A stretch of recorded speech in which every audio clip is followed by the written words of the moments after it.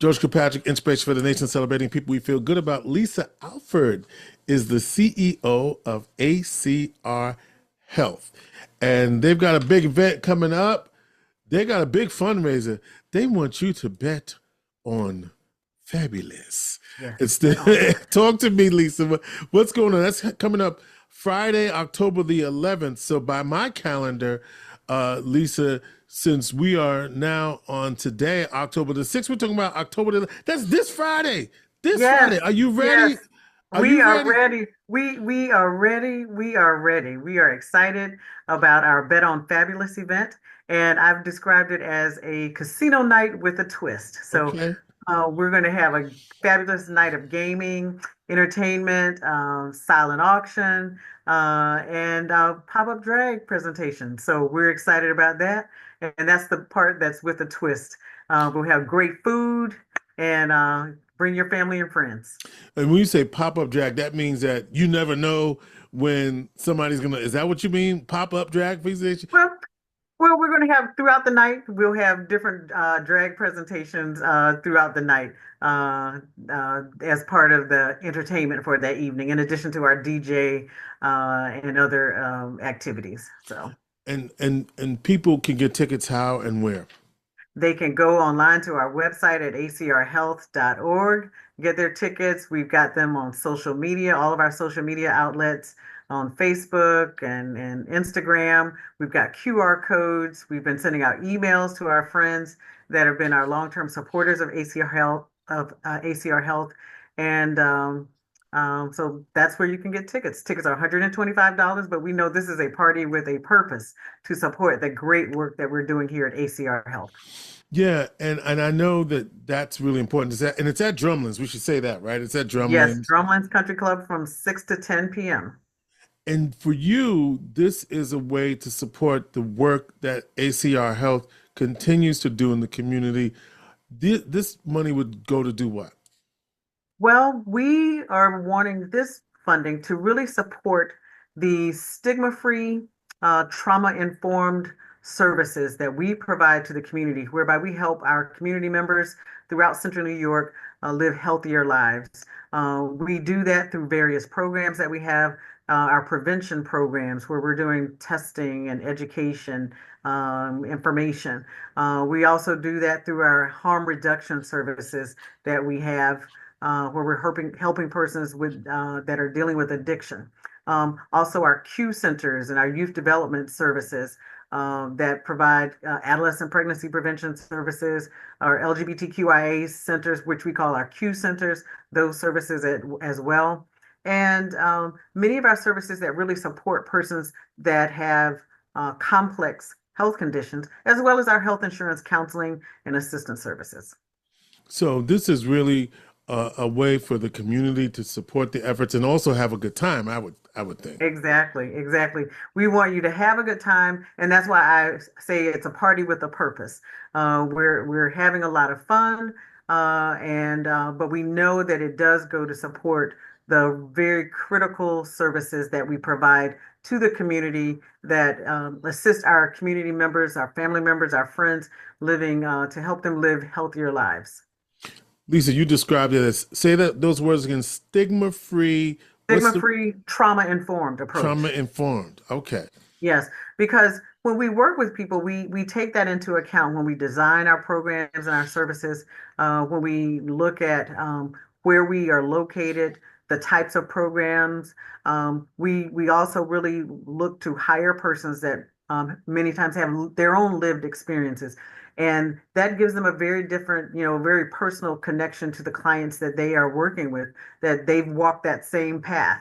And so that makes it that much more impactful to the persons that we are working with in the community. Lisa, when you think about the work that you do and how the agency has grown from simply providing HIV and AIDS services to comprehensive health services to the community, this is it's in some ways over the last few years a rebranding and a re-imaging, but you're still doing that core work as well.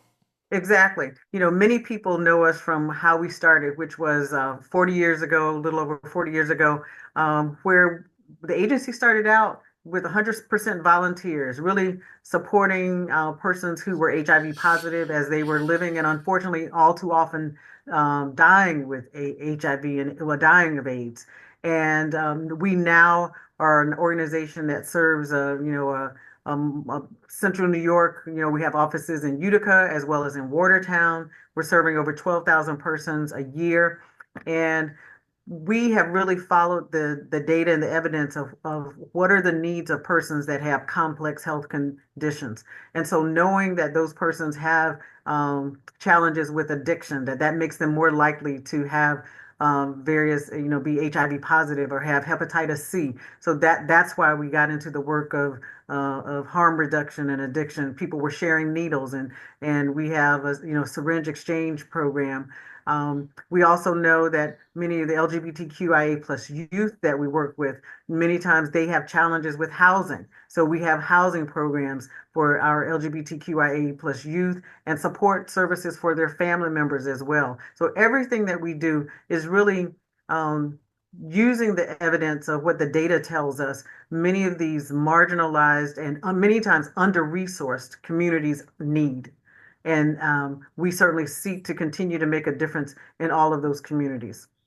And Lisa, as you were talking, I was just thinking about all of the work that you do trauma informed. And I just did a presentation with you guys not long ago, Mhm. and I didn't realize the connection between HIV and domestic violence, and Mhm. how that those are fact that domestic violence and HIV are factors that also contribute. So there's so many, but not knowing that as a provider could certainly impact the way you think about how someone is presenting. So there's so Mhm. many. The fact that you have become a comprehensive agency is so significant, and that's why people need to support your party with a purpose. What's the name of the event again? It's Bet on Fabulous. Bet And on Fabulous. you are so right because the work that we are doing, there's so many areas of intersectionality, whether it's race, it's sexual identity, sexual orientation. There's so many areas of intersectionality. And really that helps us focus on health and health equity because we know we've got to use this data to help us customize the services that we have to make sure that we have the greatest likelihood of positive outcomes with folks that we're working with in the community. So we want to do that in a way that is stigma free, that because folks deal with enough of that many times based on diagnosis that people may have in other parts of the community, and we don't want that to be the case at all. When they come to us, we are here to help, not to judge what people have, and to really help them, give them the information and the tools that they need to make well-informed and healthy decisions. Can you say something?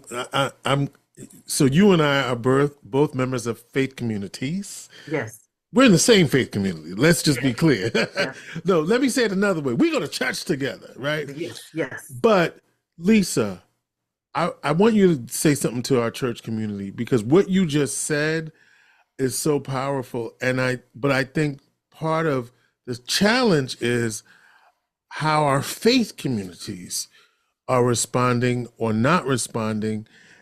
And this idea of judgment free sometimes isn't aligned with Mhm. what we see in some of our faith communities. At least that's my perception.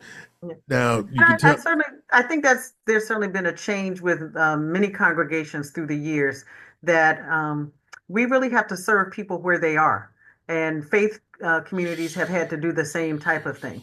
And when we talk about judging, certainly that there are biblical principles that talk about not judging. right. Um, and we certainly, seek to serve people based on where they are at the time that they are in their lives, and to not do that in a way that further stigmatizes them, further discourages them from seeking the help that they may need.